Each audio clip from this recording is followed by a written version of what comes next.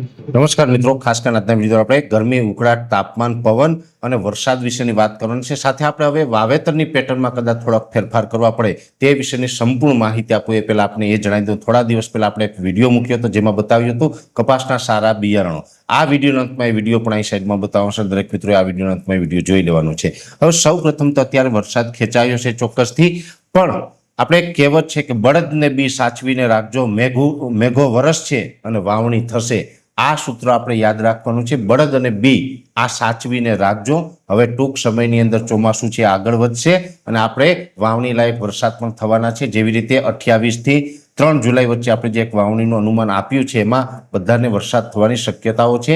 હા, એક ચોક્કસથી છે કે આ વર્ષે ચોમાસું થોડુંક લેટ તો થયું છે. એમાં પણ જૂનનો હવે એન્ડ આવ્યો, જૂન પૂર્ણ થાય અને જો વાવણી લાયક વરસાદ ન પડે એટલે ચોક્કસથી ખેડૂત માટે આ ચિંતાનું કારણ ગણી શકાય. પણ આપણે બધાને ખબર છે કે આપણે જે ચૈત્રી દનૈયા વિશેની વાત કરી હતી ત્યારે પણ આપણે બધાને ખબર છે કે આ વખતે ચૈત્રી દનૈયા શરૂઆતના જે 2 દનૈયા હતા એ નિષ્ફળ ગયા હતા.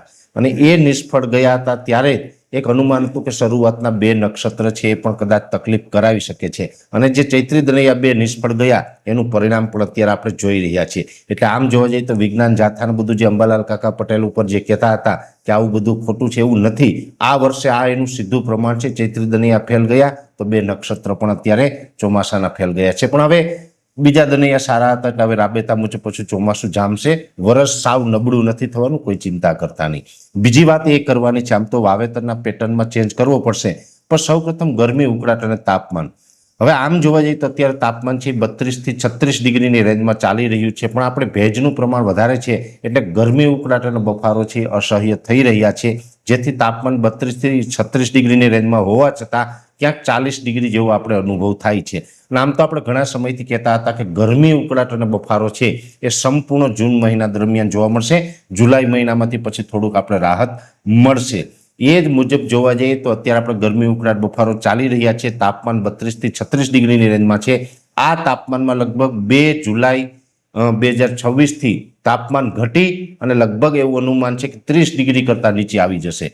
એટલે જુલાઈ મહિનાના પ્રથમ અઠવાડિયામાં 2 જુલાઈથી તાપમાનમાં મોટો ઘટાડો થાય તેવી શક્યતાઓ છે. લગભગ 4 થી 5 ડિગ્રી તાપમાન નીચું આવી જાય તેવી શક્યતાઓ છે અને 30 ડિગ્રી કરતાં તાપમાન નીચું આવી જાય તેવી પૂરી શક્યતાઓ દેખાઈ રહી છે. સાથે ત્યાં સુધીમાં ચોમાસું પણ ગુજરાતની અંદર આવી ગયું હશે.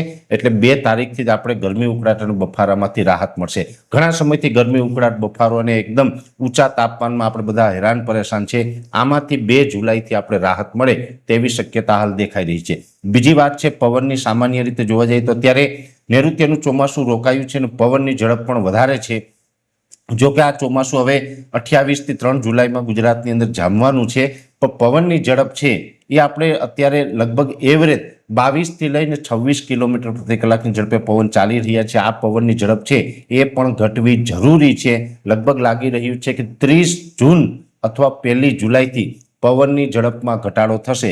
22 થી 26ની સ્પીડનો જે પવન ચાલી રહ્યો છે એની જગ્યાએ લગભગ 14 થી લઈ અને 16 કિલોમીટર પ્રતિ કલાકની ઝડપ થઈ જશે. એટલે 1લી, 2જી તારીખથી અથવા તો 30 તારીખથી પવનની ઝડપમાં ઘટાડો થાય તેવી શક્યતાઓ દેખાઈ રહી છે. એટલે આ હતી હવામાનની માહિતી. સાથે આપણે વાવેતરની પેટર્નમાં કદાચ ફેરફાર અમુક ખેડૂતોએ કરવો જોઈએ. જેની અંદર જોવા જઈએ તો જે હવે જૂન મહિનામાં જે મિત્રોનો વાવણીનો વારો ન આવે, આપણે ઘણા સમયથી કહેતા હતા કે જેને જૂનમાં વાવણીનો વારો ન આવે અને જો જુલાઈમાં વાવેતર કરવાનું થાય તો લાંબા ગાળાના પાક ન વાવવા. મગફળી અને કપાસ ખાસ કરીને, જો કે એરંડા, તુવેર કે સોયાબીન વાવતા હોય એના માટે કોઈ ચિંતા નથી, પણ મગફળી અને કપાસના જે વાવેતર કરવા માંગતા હોય એ ખેડૂતોએ ખાસ ધ્યાન રાખવાનું છે કે બહુ લાંબા ટાઈમનો કપાસ કે બહુ લાંબા ટાઈમની મગફળી ન વાવવી. જુલાઈમાં વાવેતર થાય તો 90 દિવસે પાકે એવી ટૂંકા ગાળાની મગફળી મારી દ્રષ્ટિએ વાવવી જોઈએ. અને કપાસની અંદર પણ દિવાળી પછીથી જે કપાસ તૈયાર થઈ જાય એ પ્રકારના કપાસના બિયારણો વાવવા જોઈએ. આવું મારું વ્યક્તિગત અનુમાન છે. છતાં પણ ખેડૂત પોતાનો નિર્ણય છે પોતે કરી શકે છે. એટલે ખાસ કરીને ગરમી, ઉકળાટ, તાપમાન, પવન, વરસાદ અને પાક વિશેની ખૂબ અગત્યની માહિતી આપવાનો પ્રયત્ન કર્યો છે. શરૂઆતમાં મેં આપણે જણાવ્યું હતું, આ સાઈડમાં વિડીયો દેખાઈને ટચ કરીને જશો એટલે કપાસના સારા બિયારણ વિશે સંપૂર્ણ માહિતી મળી જશે. અત્યારે આ વિડીયોની અંદર એટલું જ. વિડીયોને લાઈક કરીને દરેક ગ્રુપમાં શેર કરવો. યુટ્યુબ ચેનલને સબસ્ક્રાઇબ કરજો. ફેસબુક અને ઇન્સ્ટાગ્રામ આઈડીને ફોલો કરજો. નમસ્કાર.